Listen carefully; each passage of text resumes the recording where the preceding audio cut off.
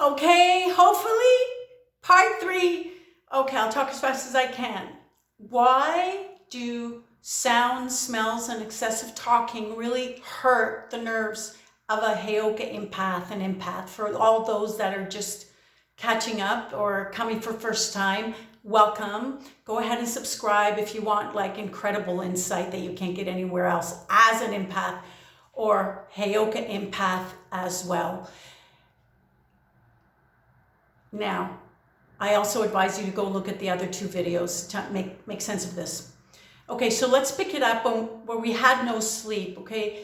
When we don't have sleep like that and we are feeling so whipped inside and tired, our world will look whipped and tired. We are now in a state of fear and flight. Why? Because when you can't sleep, your body recognizes that as a threat. So what the pancreas do is it releases the hormone insulin, which is a hormone to convert blood sugar to give you energy, right? Because the body thinks like something's about to happen to you, just like in the olden days with the dinosaur running up, like right up your ass, sniffing with his huge nostrils, like that. Fear-based adrenaline shot, blood sugar rising, gives you the ability to run 100 miles an hour, right? Gives you the ability like to go away really fast. And so when you're sleeping and you can't, your body is continually putting like high amounts of blood sugar is what's happening in your body. It's not going to your cells. That's why you don't have energy. It's just staying in your bloodstream. And hello, diabetes too. You don't have to be fat to get that. That's why a lot of adults have that. Because fear and especially, like sleep is not an option. It's not a fucking option. Especially for all empaths. It's not an option. It's like mandatory. It's your divine gift. It's your right. Do not push that fucking shit away. Now, when we're in that constant fight or flight mentality, because that's what will happen when our inside world of no sleep, we're filtered, and that's how we see the outside world. We'll expect the other shoe to drop. We'll expect something very bad to happen. We will wait for the worst. We'll anticipate it. And, well, what we look for, we must find. Because wherever our focus lens, that's what the sharp focus is. Everything else around it, opportunities, things going good for you, things improving, that's all a blur. You will not be able to see that or sense it at all. Now, here's what happens mechanically in the organ that causes all this to happen. You have adrenals. Adrenals are designed for us to adapt to stress. If it's beaten to a pulp, if it's gone through a lot of pain, if it's gone through a lot of sleepless nights, if you've worked yourself to death because of projects, whatever, if you've taken on too much because of guilt, whatever conditioned, then the adrenals, the kind of like flatline, and it's called an adrenal crash. If you do not have the organ designed to help you adapt to stress, how do you handle your stress? Your body will need to take other things. They will need to take those cigarettes. Yes, you can put that down right now. They will need to have nicotine, caffeine, sugar, trans fatty fats in order to deal with stress. That's what people do. That's why they take a drink. Because their adrenals are for shit. This is why they need a donut. This is what, and because sleep starts depleting methylcobalamin, which is a neurological B12, all your Bs get depleted. You need Bs for your nervous system. You also, zinc also gets depleted when you're not asleep, not to mention also your semen, but I talked about that before. So what happens is when they don't work and you can't sleep, and every time you can't sleep, you hurt the adrenals more. Here's what that's like. That's like a deer with headlights. What happens to a baby deer with headlights? Well, he's like danger mode, like Adam's apple, heartbeat. Eyes get bigger so that they dilate the pupils so they can see for danger. Hearing gets very, very heightened so they can hear any crackle of any snaps or anything in the forest or anything moving. Everything, the vagal nerve in the brain goes and wraps around all your organs, and that's why you can't eat and you have no appetite, because it squeezes them all to death. They're like choking. That's why everything doesn't work. So, like the baby deer, everything gets heightened. Your sense of smell has to get heightened because it's trying to anticipate danger. Sound has to get heightened.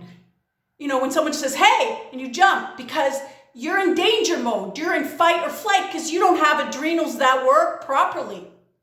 Excessive talking, it just drains the little bit of energy that takes you in your little portions during the day this is why you don't have patience for people and small talk and bullshit. Also, this is why you also don't have patience to learn things, perhaps some of you. You don't like reading a lot of tiny things. You don't like learning because that takes time, that takes energy. You're on the clock because your sugar's about to go down. You got to grab something to eat, some kind of sugar. It's all over the fucking place. Your potassium for sure is fucked because if you have cramps and your calcium is blocked, it's also sucking your potassium. Most people don't even have a potassium. Yes, you can have a few bananas a day, but that's not even enough. So, moving on. So now I just want to make sure that you guys understand that this oversensitivity is not some curse that empaths have, Heyokas. You guys are blessed beings. You're needed right now. You're creating, you're leading the pack. You're creating a bridge to show people how to read energies, even though you're just learning about yourself and whatnot. You're very, very powerful beings. You are more powerful than any pain. Your heart is bigger than any pain. So don't ever even let it think that it can consume you. Your emotions is like the weight of a feather. It's not even a weight of a feather. There's no weight to it. It weighs you down because your body is for shit. It's for shit. And you need to go out there and move your ass. And I don't mean a leisure walk. Now, if you have health conditions, I'm not a doctor, disclaimer, yeah, everything. But don't just have a leisure walk. Challenge yourself. Go up a hill.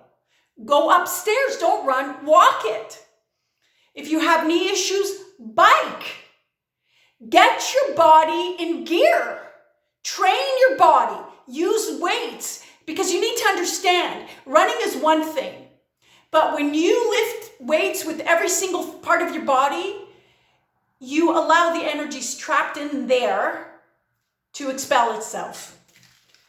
Another video for that. But so basically your senses are heightened and on overkill for protection because your adrenals are malnourished.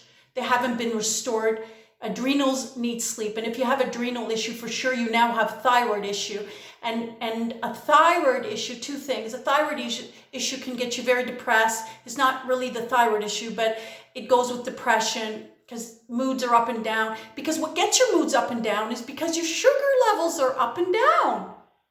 You ever see these people who are like, they're calm and quiet and they snap? Those are the people that have the worst adrenals. And why do they need to snap? Because anger on the energy scale is up here where depression is down here. When you're feeling vulnerable, that's why a lot of people try to instigate fights. Whenever there is a cause, when there's a cause for us to fight for, don't we feel refreshed? from somewhere, right? Anger gets a lot of shit done, but it's not a organic energy that is a happy, healthy one, that you're excited about life and you're just bouncy. It's fear-induced anger energy. It's not good. Okay. Moving on. So, said that then. So here's the other thing you guys need to really understand.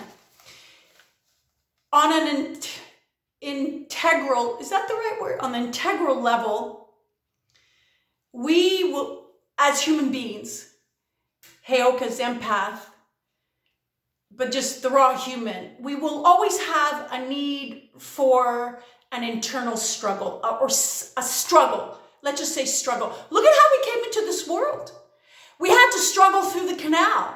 It was high risk. We could have been strangled with that cord.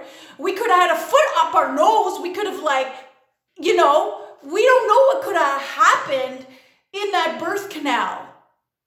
And then to make that transition from that to air and then beat it out of us in order to breathe our first breath, the fight to survive is already ingrained. It's already ingrained in us. So when you don't work yourself to a challenge, and I'm just a little emotional because this would solve so much of your problems. If you just challenge your body, you will see, not only as a buffer, the fucking pain will just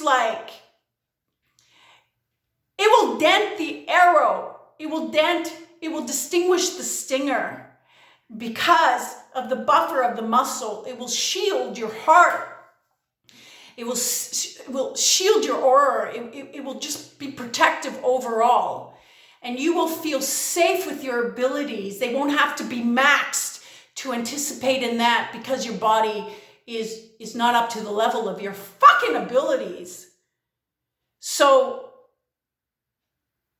take that on, because you will see that when you can barely breathe because you're doing chin-ups, or when your thighs are on fire, it literally feels and it's not heavy weight. It's not heavy weight. I have a championship in bodybuilding, and I'm letting you know, although I came first in lightweight, I was lifting heavy weight for my size more than most men, but it's not heavy, but when you burn it, when you go enough reps after you pre-exhaust yourself, it feels like a knife in your thigh just going like this in the muscle. And when your mind can say, I feel you, and I am not even paying attention to you, and you go, you have no idea how safe your abilities feel. And how when emotions hit you, there was a period for almost 2 years where no sleep. And I mean, I don't want to get into the story of how it happened and all that and how debilitated I was. The thoughts, the racing thoughts, the scary things. I got so angry, and of course I couldn't work out. It was bad. This is all I did. I went, and you know what? They fucking laughed. I'm like, what? So you see, this is all I'm saying. It's very, very important to move your ass. Now, okay, we said that. You will never be on an organic high energy in your body, which will happen when you train, and have a low thought, have a scary thought, have a lack of confidence or a doubtful thought. It just won't fucking happen. You cannot have great energy in the body. You cannot work out and expect the world to fall. You don't. Because your world is fucking solid. And so no matter what the fuck is going around in the world, you will ace. You will ace it, and you will get to where you need to go. Okay. Okay, I think I've said that. Okay.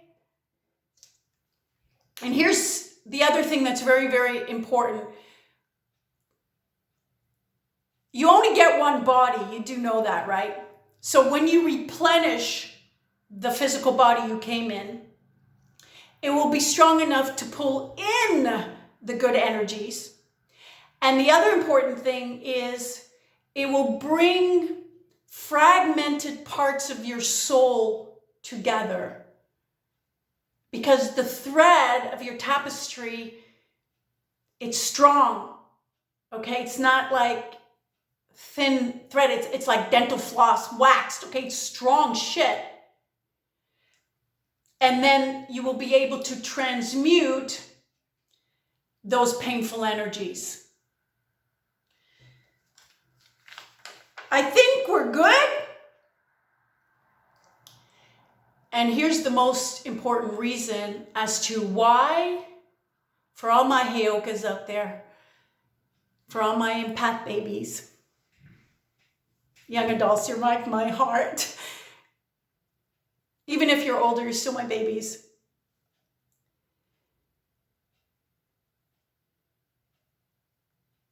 When you do this one little thing and fix these sensitivities that are like a wild wire going crazy all over the place because it's frayed, fried, whatever, you know the English word,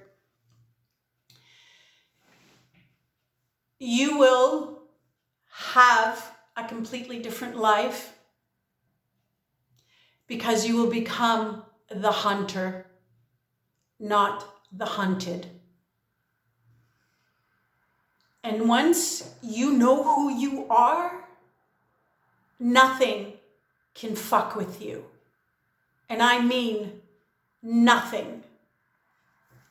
Game over.